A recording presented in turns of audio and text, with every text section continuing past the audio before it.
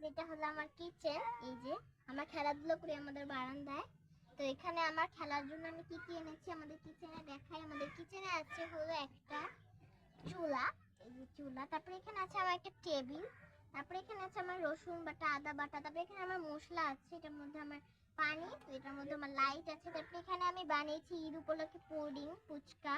তবে এটা হলো আমার মুরগি, আমি মুরগি কাটবো পরে। এখানে আমার মশলা আছে। ওইটা আমার কুমড়া গার্ডেন, এই যে আমার কুমড়া হয়েছে গার্ডেনে। তারপর ওখানে ফ্লাওয়ার্স আছে।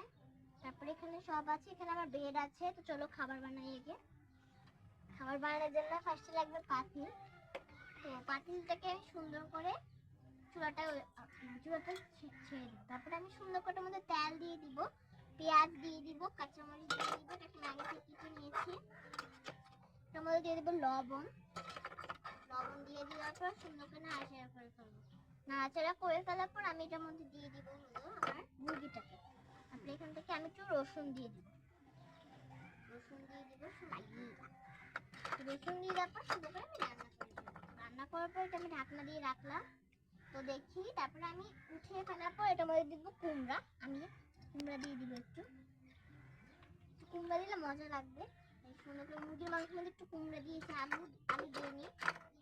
নাড়াচাড়া করে ঢাকনা দিয়ে রাখবো। তারপরে আমি এই যে এটা নিয়ে না আমি একটু পরে খাবার সার্ভ করবো। আমি পুডিংটাকে নিয়ে নিই, ফুচকা দিয়ে দিই। এই যে আমার খাবার বানানো হয়ে যাচ্ছে। এই যে আমার হয়ে গেছে। এই যে ফাইনালি আমার মুরগির মাংসটা হয়ে গেছে। এবার আমি এগুলো সব ট্রাই করবো এক এক করে। তো চলো ফার্স্টে আমি ট্রাই করবো আমার মুরগির মাংসটা, একটু চিকেনটা ট্রাই করি। খুব ইয়ামি। পুডিংটা একটু ট্রাই করি। তো এবার ফুচকা ট্রাই করবো। তো ফাইনালি আমার খাওয়া শেষ, খুবই মজা হয়েছে।